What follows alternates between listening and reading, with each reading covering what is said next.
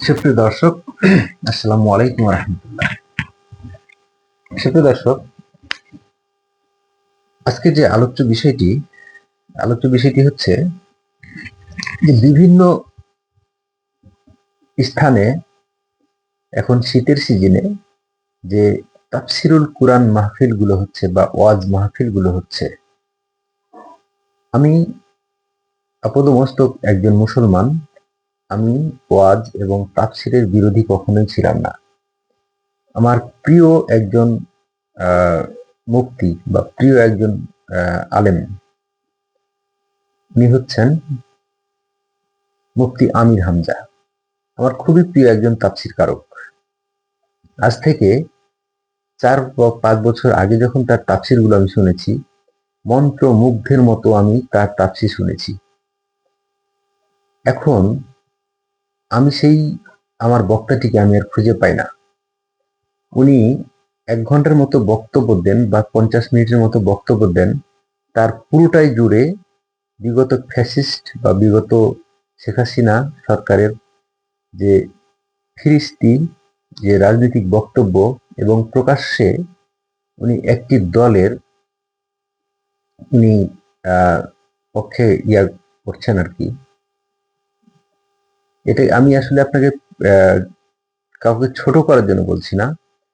আমার খুব কষ্ট হয় যখন একটি তাফসিরের মাঠে, যখন আপনি কোনো একটা দলের হয়ে যখন আপনি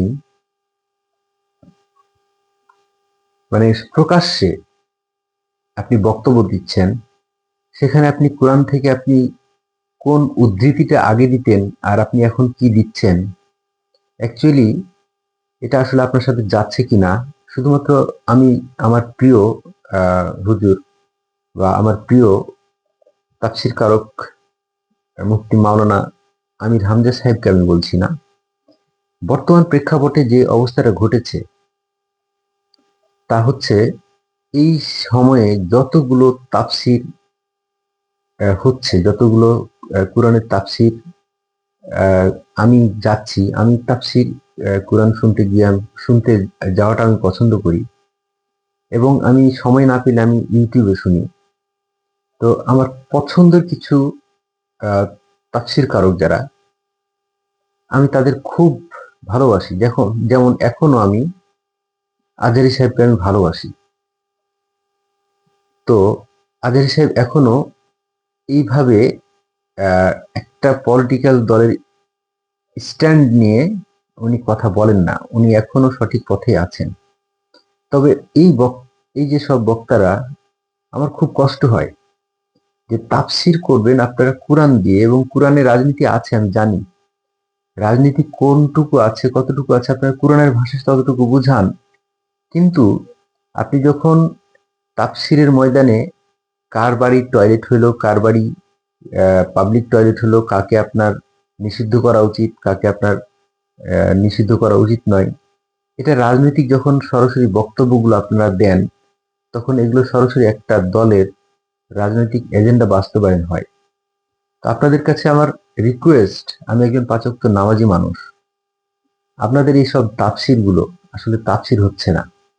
আপনারা নিজেদেরকে আপনারা প্রশ্ন করুন। আপনারা অনেক জ্ঞানী গুণী স্কলার্স।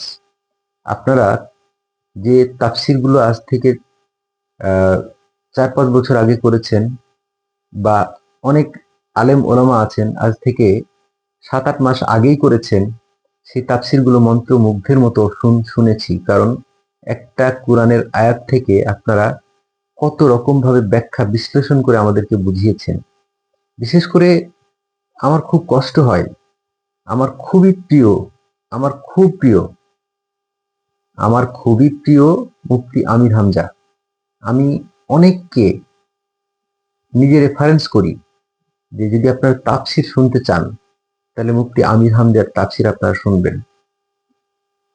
আপনারা জনাব সাইফুল্লাহ হুজুরের তাফসীর শুনবেন, আলামিন হুজুরের তাফসীর শুনবেন।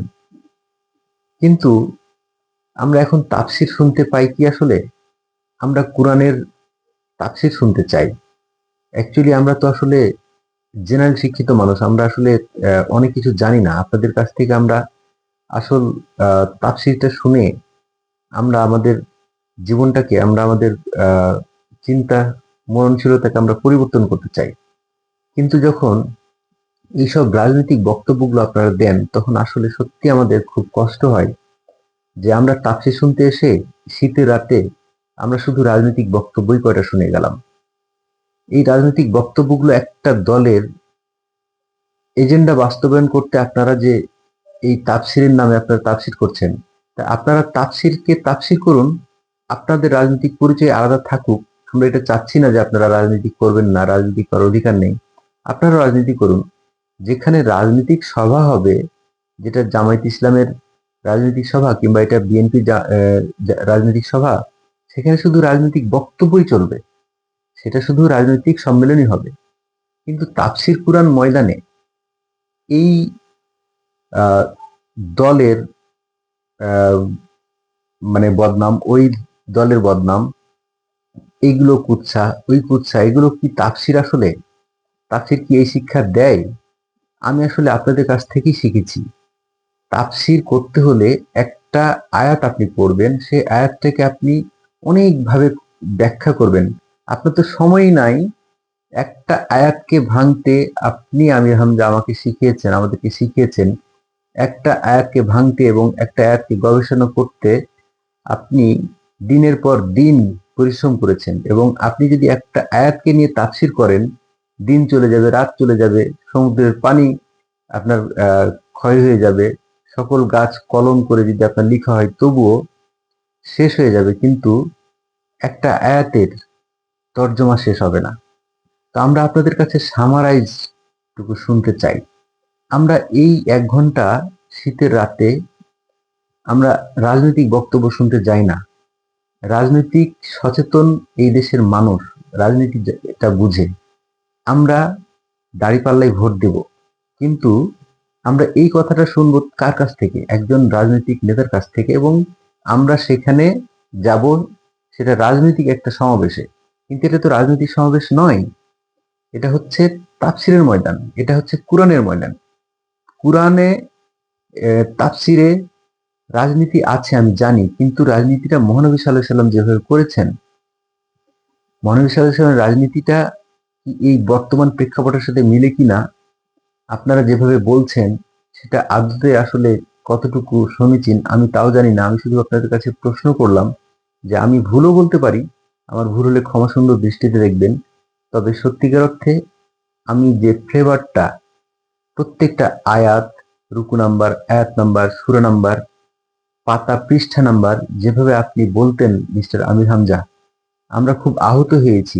আপনি যখন সম্পূর্ণ তাফসীর থেকে সরে এসে আপনি কেমন জানি একটা আহ, মানে রাজনৈতিক বক্তব্য পুরোটা সময় দিচ্ছেন, পুরোটা সময় এই রাজনৈতিক বক্তব্যগুলো দিয়ে আপনি একটা দলের রাজনৈতিক সাইনবোর্ড লাগিয়ে ফেলেছেন। দ্যাটস ফাইন, এটা দিয়ে কোনো আমাদের সমস্যা নেই, আমাদের সমস্যা নেই।